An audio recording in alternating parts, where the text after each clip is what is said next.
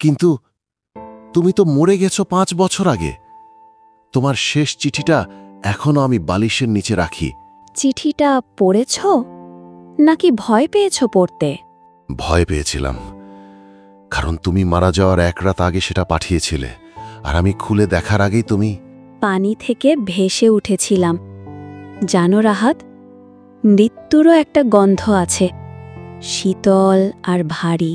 তুমি সবসময় বলেছিলে ভয়কে হাসি মুখে জয় করতে হয়। এখন তো আমি ভয়েই বেঁচে আছি। মাঝে মাঝে মনে হয় তুমি এখনো আমার ঘরের কোণে দাঁড়িয়ে থাকো। আমি তো আসলেই দাঁড়িয়ে থাকি। কাল রাতে তুমি ঘুমানোর আগে তোমার চুলে হাত দিয়েছিলাম। থামো নীলা, এভাবে বলো না। আমি তোমাকে ভালোবাসতাম, এখনো বাসি, কিন্তু তুমি মৃত। মৃতরা কি ভালোবাসতে পারে না রাহাত? মনে আছে প্রথমবার আমরা নদীর ধারে গিয়েছিলাম?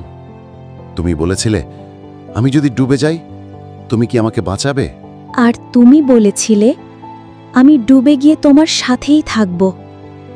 কিন্তু সেদিন তুমি আমাকে বাঁচাতে আসোনি।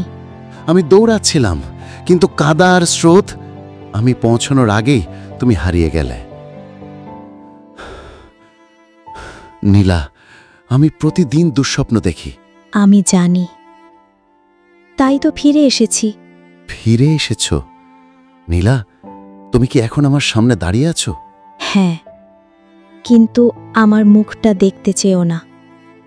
আমি আগের মতো নেই। আমি পরোয়া করি না, তুমি আমার নীলা, চেহারা যাই হোক। তাহলে আমাকে জড়িয়ে ধরো। আমি হাত বাড়াই, কিন্তু ঠান্ডা বাতাসের স্পর্শ পাই। নীলা, তুমি বরফের মতো ঠান্ডা।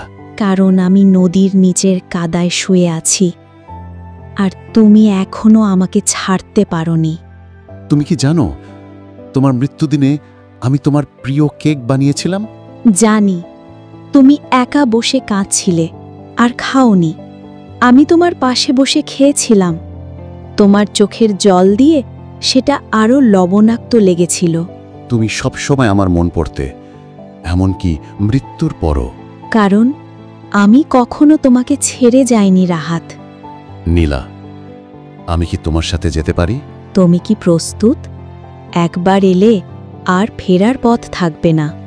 আমি 5 বছর ধরে প্রতিদিন মরছি, আজ একবারে মরে যেতে চাই। তাহলে চোখ বন্ধ করো আর আমার হাত ধরো। আমি প্রস্তুত। তাহলে স্বাগতম আমার অন্ধকার জগতে।